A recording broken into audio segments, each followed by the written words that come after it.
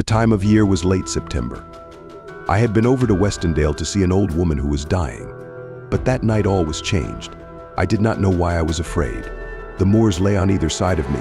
The only sound I had heard for the last half hour was the cry of the startled grousier, "Go back. Go back. Go back."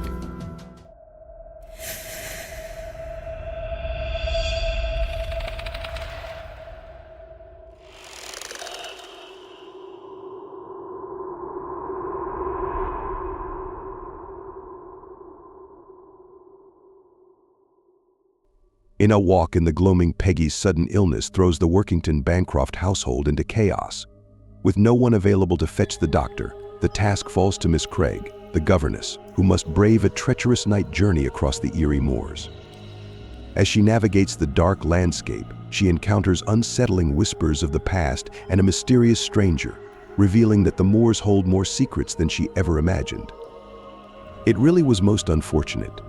Peggy had a temperature of nearly 100 and a pain in her side, and Mrs. Workington Bancroft knew that it was appendicitis. But there was no one whom she could send for the doctor. James had gone with the jaunting car to meet her husband, who had at last managed to get away for a week's shooting.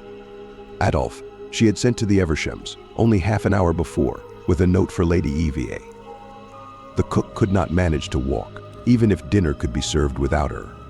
Kate, as usual, was not to be trusted. There remained Miss Craig. "Of course you must see that Peggy is really ill," said she, as the governess came into the room in answer to her summons. "The difficulty is that there is absolutely no one whom I can send for the doctor." Mrs. Workington Bancroft paused. She was always willing that those beneath her should have the privilege of offering the services which it was her right to command. "So, perhaps, Miss Craig," she went on, "you would not mind walking over to Tebbett's farm. I hear there is a Liverpool doctor staying there. Of course I know nothing about him, but we must take the risk, and I expect he'll be only too glad to be earning something during his holiday. It's nearly 4 miles, I know. And I'd never dream of asking you if it was not that I dread appendicitis so." "Very well," said Miss Craig. "I suppose I must go, but I don't know the way."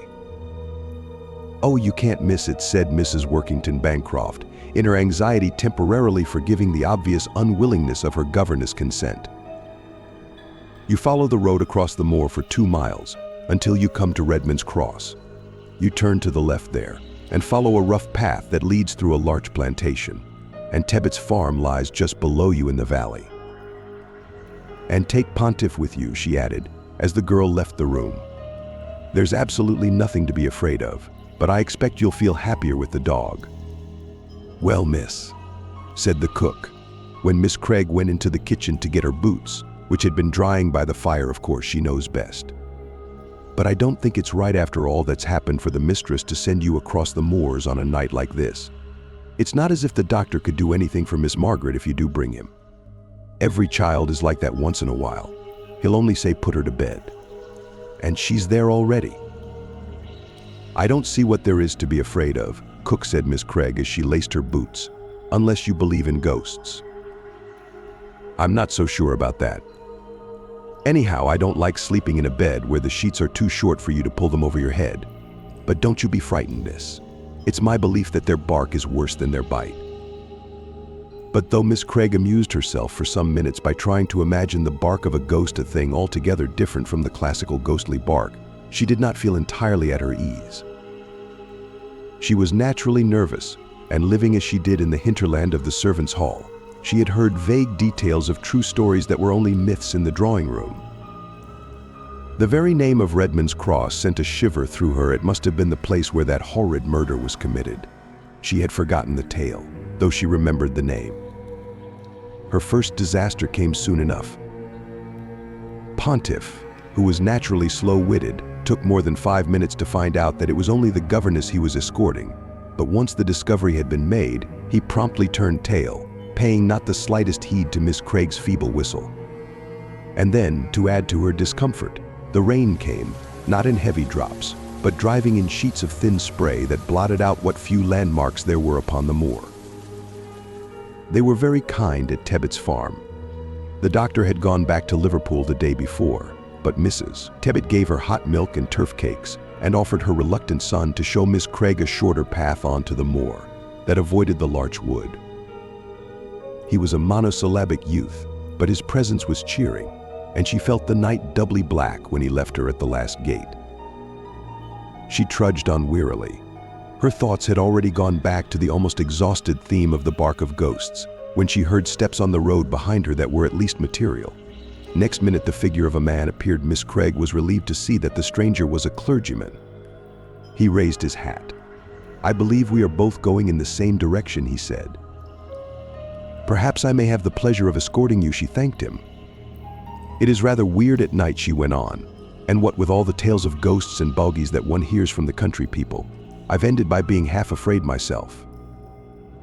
"I can understand your nervousness," he said, "especially on a night like this.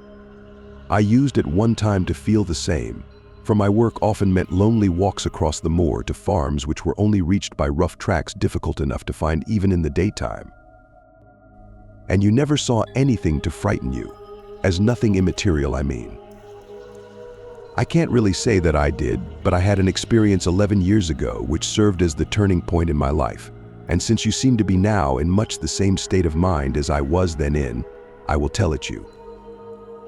The time of year was late September. I had been over to Westondale to see an old woman who was dying, and then, just as I was about to start on my way home, word came to me of another of my parishioners who had been suddenly taken ill only that morning. It was after 7 when at last I started. A farmer saw me on my way, turning back when I reached the moor road. The sunset the previous evening had been one of the most lovely I ever remember seeing. The whole vault of heaven had been scattered with flakes of white cloud, tipped with rosy pink like the strewn petals of a full-blown rose. But that night all was changed. The sky was an absolutely dull slate color, except in one corner of the west where a thin rift showed the last saffron tint of the sullen sunset. As I walked, stiff and footsore, my spirits sank. It must have been the marked contrast between the two evenings. The one so lovely, so full of promise the corn was still out in the fields spoiling for fine weather, the other so gloomy. So sad with all the dead weight of autumn and winter days to come. And then added to this sense of heavy depression came another different feeling which I surprised myself by recognizing as fear. I did not know why I was afraid. The moors lay on either side of me, unbroken except for a straggling line of turf shooting butts that stood within a stone's throw of the road. The only sound I had heard for the last half hour was the cry of the startled grouseiller, "Go back, go back, go back." But yet the feeling of fear was there, affecting a low center of my brain through some little-used physical channel. I buttoned my coat closer and tried to divert my thoughts by thinking of next Sunday's sermon. I had chosen to preach on Job. There is much in the old-fashioned notion of the book, apart from all the subtleties of the higher criticism, that appeals to country people: the loss of herds and crops, the breakup of the family.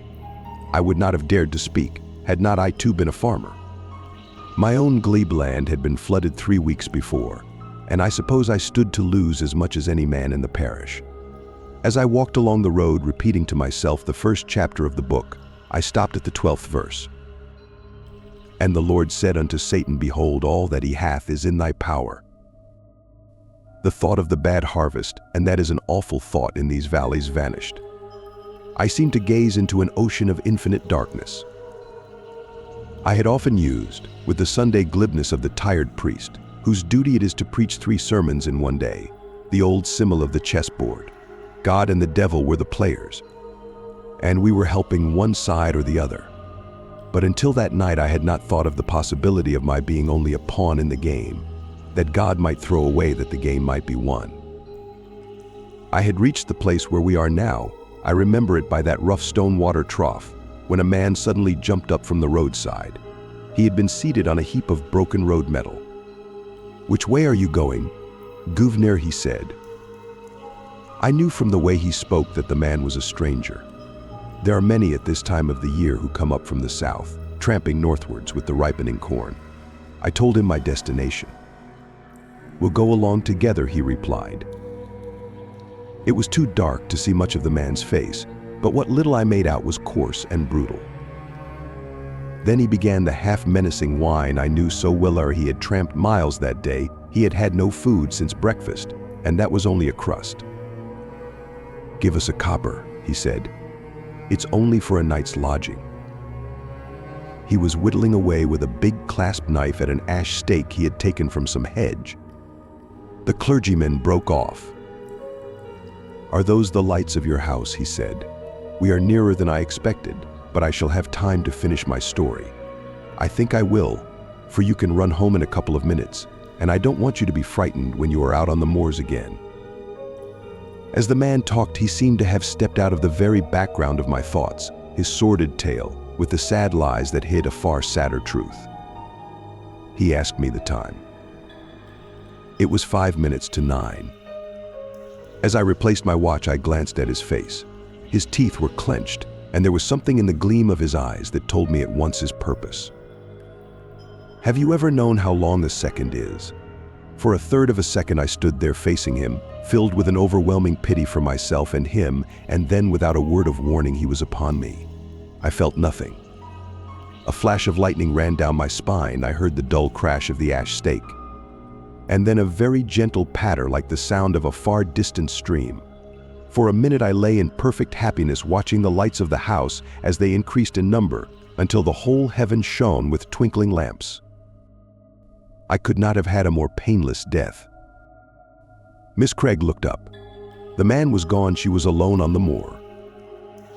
She ran to the house, her teeth chattering, ran to the solid shadow that crossed and recrossed the kitchen blind. As she entered the hall, the clock on the stairs struck the hour. It was 9 o'clock.